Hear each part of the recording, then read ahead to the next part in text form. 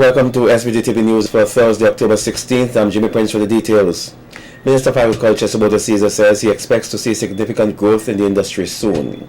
This as a result of a $36 million injection in the industry through the banana accompanying measures. Minister Caesar was speaking at a celebration rally at Heritage Square to commemorate World Food Day 2014. He says a number of upcoming and ongoing projects will also help to further enhance the agriculture sector. We have our challenges. Not only farmers in St. Vincent and the Grenadines, but farmers in Taiwan, they have their challenges. The farmers in Argentina, the farmers in Cuba, the farmers in Venezuela, the farmers in the OECS and CARICOM, we all have our challenges. But we must recognize where there is love and where there is a conscious decision and an effort to advance the agricultural sector. I want to congratulate the young persons who are in agriculture. I want to encourage them. I want to also encourage the cooperatives working together in unity to advance agro-processing and also on-farm activities. I am happy with the FAO. And I'm happy with the United Nations theme of family farming. But I want to advance. Though admitting there will be ongoing challenges in this sector, Caesar is encouraging farmers not to give up on the industry. The farmers in Argentina, the farmers in Cuba, the farmers in Venezuela, the farmers in the OECS and CARICOM, we all have our challenges. But we must recognize where there is love and where there is a conscious decision and an effort to advance the agricultural sector. I want to congratulate the young persons who are in agriculture. I want to encourage them. I want to also encourage the cooperatives working together in unity to advance agro-processing and also on-farm activities. There is a need to strengthen measures put in place to deal with predial larceny here. That's according to Prime Minister Dr. Ralph Gonsalves while addressing the World Food Day celebrations today at Heritage Square. Dr. Gonsalves told the gathering government has put measures in place to deal with the issue, including the establishment of a special branch of the police force. However, he says that seems not to be working. According to Prime Minister Gonsalves, persons can make a good dollar from family farming. However, there are some who do not want to work, but rather rely on stealing from others. The lazy, many of them, and don't want to work. If you plant things way up above the 1,000-foot contour, you don't lose it so much, you know. Because thief man don't like thief far. They're too lazy, they love to thief near. So they go nearer. In related news, the C.W. Prescott Primary School was among several schools commemorating World Food Day with a special exhibition and food sale at the school today. Chairperson of the school's World Food Day Committee, Suzette Abbott King, said the exhibition is being held under the theme Caring for Our Health Through Family Farming and Animal Husbandry. She noted that one of the main objectives of the exhibition is to show appreciation for locally produced foods. To create an awareness of the different types of locally manufactured products, to encourage the use of locally manufactured products, to encourage students to engage in backyard gardening, and to view exhibits with the hope that the information gleaned will be circulated in homes throughout the schools. On display today we have a variety of products from all different businesses and companies. We have from the St. Vincent Brewery, we have from the Horticultural Association, we have Animal Husbandry, and I must say special thanks to the Agriculture Department and the chairperson of the World Food Day Committee for assisting us. We have animals such as the iguana, our national bird, the Amazona gildingi, and we have rabbits. We have bakery supporting us, the Philip Bakery, Farmers Bakery. We have locally produced items from the ECGC company and also the pasta company here in St. Vincent and the Grenadines. The Buckerment Bay Government School also held an exhibition incorporating the Caribbean Primary Exit Assessment Project. Speaking with SVG-TV News, Ronald Francis, project coordinator of the World Food Day exhibition, said that they are showcasing the various foods and beverage made from the breadfruit, banana, coconut, and the ground provision. To do that, we also incorporated as part of the CPEA project, which is a requirement for the external exams, that's for grade 6. So each group, we have 4 groups. What they do, they take one of the particular type of foods. For instance, you have here breadfruit, and they look at all the foods and beverages that they can make from breadfruit. They would have gone out into the community and interview persons. Just Tuesday this week, we went to a young man, an old guy. He's just 94 years old, and we look at all the products that he made from these various items. And as a teacher, I was really fascinated, and so were the students. Group leaders of the exhibition highlighted some of the products on display. Roast breadfruit, roast breadfruit, breadfruit and chicken, breadfruit casserole, the breadfruit and jackfish, the breadfruit chips, and the breadfruit punch. Sava bread, corn pie, arrowroot cake, yam and cheese pie, sweet potato pie, sweet potato fritters, Edo strips, sweet potato fritters. I have farine, I have dry coconut oil, I also have sugar cakes and tarts. Why did you choose to display coconut today? Because I chose it because it is part of my CPEA project. Staff and students of the Calico Preschool handed over a fruit basket to one of their past students, Jeremy Grant, as part of the school's World Food Day celebrations today. Grant, who is disabled, was visited by the students and the staff at his home, where he was presented with the gift. Head of the Calico Preschool, Leslie Young, said they see the need as a school to always give back to members of the community. Okay, when I started at the Calico Preschool teaching, Jeremy was a child like one of you, walking and everything, and then after something went wrong, only his mommy and God could tell you what went wrong. I will not be able to say, but we had some fun time with Jeremy at school in his walking days, and today you can see him here looking still pretty young and nice. Look at his face, his lovely haircut and everything. Grant's mother Yvonne thanked the preschool for the gesture.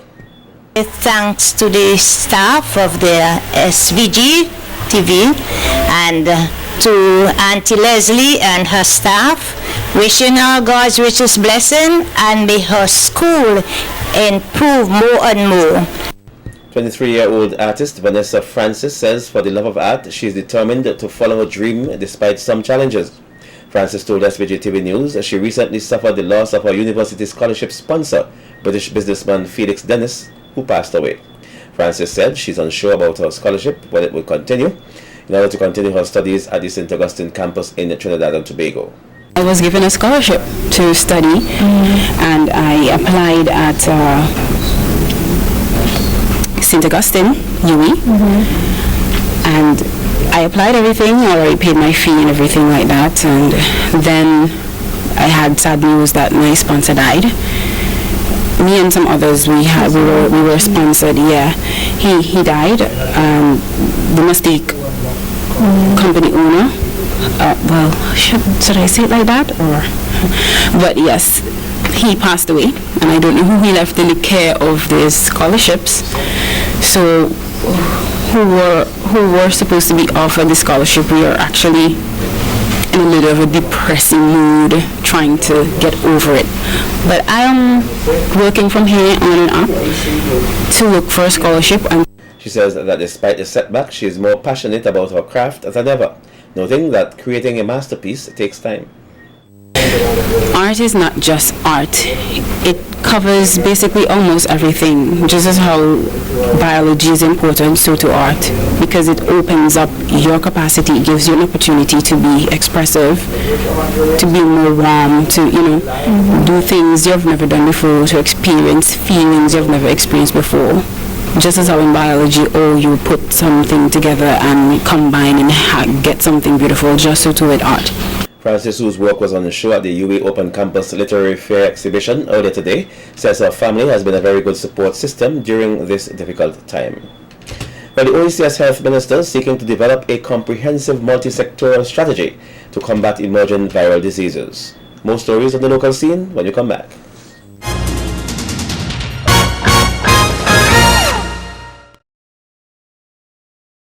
Welcome back. 2014 has been named the most challenging year for the OECS Pharmaceutical Procurement Services, the PPS.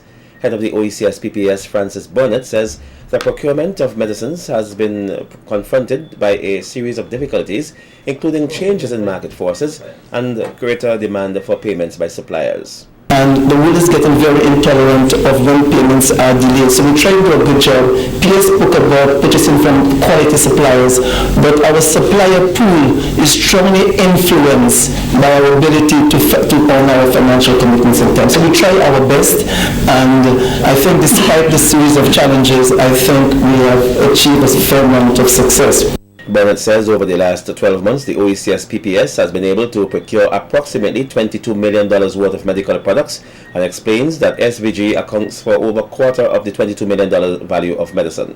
We have purchased about 800 medical products, and our total aggregate value was $22 million, and we estimate on our market intelligence that we save member countries approximately 20% on the unit cost of medical products. So this translates into approximately maybe about $4 million worth of savings across the OECS countries as aggregate savings. I must say, St. Vincent and Grenadines is really a remarkable country, because not because we're hosting this meeting here, but St. Vincent and Grenadines accounts for about 16% of the population of the OECS, 108,000 persons out of 600,000, but yet account for 25% of the value of purchases. Of the $22 million, $5.57 million was purchased by the government. Not that you're overspending, man, you know. The point is that St. Vincent is making wide use of the procurement system by a wide range of medical products, and therefore we must place on record our gratitude to the government of this country. Meanwhile, at a two-day meeting which wrapped up here earlier today, the OECS health ministers were expected to look at the possibility of developing a comprehensive multi-sectoral strategy to combat emerging viral diseases, particularly chikungunya and Ebola. This was pointed out by SVG's Minister of Health and new chair of the OECS Pharmaceutical Procurement Services, Clayton Bergen. In this regard, we therefore welcome the potential financial and technical support of our development partners to eradicate the threats of these diseases, which can reverse our economic recovery plans. My colleague ministers and I are nevertheless delighted that the OECS Commission, led by the Director General, has declared war on the deadly Ebola virus, which causes Ebola hemorrhagic fever. We also note that the OECS Commission has started discussions with developmental partners to seek assistance to tackle Ebola. We should therefore strengthen our existing capacities, seize the potential opportunities, and invest in source mobilization. Over 30 residents of the Gome-Daphne area are currently engaged in a nutrition outreach program geared at increasing their knowledge and their ability to make informed nutrition decisions. Program facilitator and the community nutrition officer in the Ministry of Health, Wellness and the Environment, Wendy Williams, told SVG-TV News that the response to the program is overwhelming. People are interested with their health and health issues, and the class is always exciting. There are questions keep coming, and people just want to know. They're hungering for information, so the response has been overwhelming. The objectives basically is to educate persons about the nutritional needs that is required for them to maintain a healthy lifestyle, okay? And then we want to increase the awareness of obesity as a non-communicable chronic disease. We want to increase that awareness because there are a lot of myths going about. It is actually a disease, and we want to increase the awareness and prepare people with the skill on how they should manage their weight through healthy eating and active living. Williams explains that the program comprises 12 sessions, with 4 being practical classes focusing on meal preparation. I want to teach people how to develop skills in nutrition label reading, food portioning, food safety, and how you plan your meals, meal planning and meal preparation. You have to know the theoretical part of this before you can go in a kitchen and then show your skills. I would like persons not to see themselves as just receiving a certificate, but I want people to be conscious enough that the information that they have learned is for life, and it's not about me receiving a certificate, because at the end of this program it's going to end with a food display and a graduation, and of course people are looking forward for the certificate, but the objective, what I want to achieve is that people develop this attitude. Meanwhile, Zonal Adult Education Coordinator for Zone 5, Leroy Rock, says the Ministry of Education, through the Division of Continuing Education, is pleased to be associated with the program and that the program will be extended to other communities. We would start from the Gome era because there was a need. The community, we had community meetings with the churches and other individuals, and they actually have identified this program. So we will just start, but we hope to move to different areas within next year, because this program will finish in November, at the end of November. So we will, and next year, come January, we'll be moving with the program in the different communities through it. In other news, the Bank of St. Vincent and the Grenadines has once again thrown its support behind the National Theatre Arts Festival. The festival was officially launched on Tuesday, October 14th at the bank's Halifax branch, where checks were presented to the 4 theatre groups participating in this year's event. Festival coordinator and the drama development officer Martin Kwashi thanked the financial institution for its support of the festival, adding that they will continue to work hard to further develop the theatre arts industry here. I applaud the players, I applaud the groups and their leaders in being persistent despite the challenges and the difficulties that we face in developing theatre, because St. Vincent is not the place that that we make money from theatre. It's for the love of the theatre arts and the joy of doing it, to make sure that people's lives are comfortable, that we do theatre. And remember, in the Department of Culture we have November has been designated as the drama month. So you have the Bank of St. Vincent and the Grenadines Theatre Arts Festival, and also you'd have the Faces Trading Secondary School Drama Festival within the month. So we have the Secondary Schools Festival during the daytime, and on weekends we have the Bank of St. Vincent and the Grenadines Theatre Arts Festival. We'll bring you a glimpse of some of the performances at Tuesday's launch. It was over 16 years ago. Carl and I are just friends. Monique, you're sicker than I thought. You're selfish, conniving, evil woman. I wish I never met you. But Richard, why are you saying such hurtful things to me? Get off me, woman. When it comes to the family, I think in order to be a good husband, you have to be a good father. You're absolutely correct. You have to love your children. You're absolutely correct. You have to love your wife, Pastor. Yes. You have to love and nurture your children. Hold on. Let me ask you something. You have children? No. Remember, even though this is not the church, we are in the house of God. Yes, Father. It's okay, Pastor. You have children? I don't have any children. So what do you talk about family? I don't know children.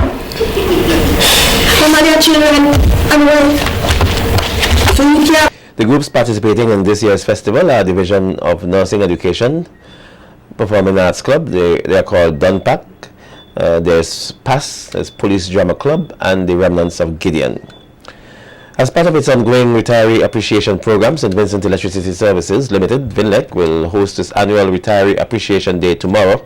The event, which is being held for the 6th consecutive year, brings together VINLEC retirees and family members, as well as VINLEC employees for a day of recreational activities. This year, the event will take the form of a luncheon at the Paradise Beach Hotel. In an effort to encourage healthy living, the participants will be offered blood pressure and blood sugar checks. In addition, Ken Boye, former general manager at VINLEC, will address the retirees on the topic, enjoying, staying relevant, and finding contentment during your golden years. VINLEC says it established the Retiree Appreciation Program as a demonstration of the company's appreciation for the retirees who have contributed to the development of the company and the country as a whole.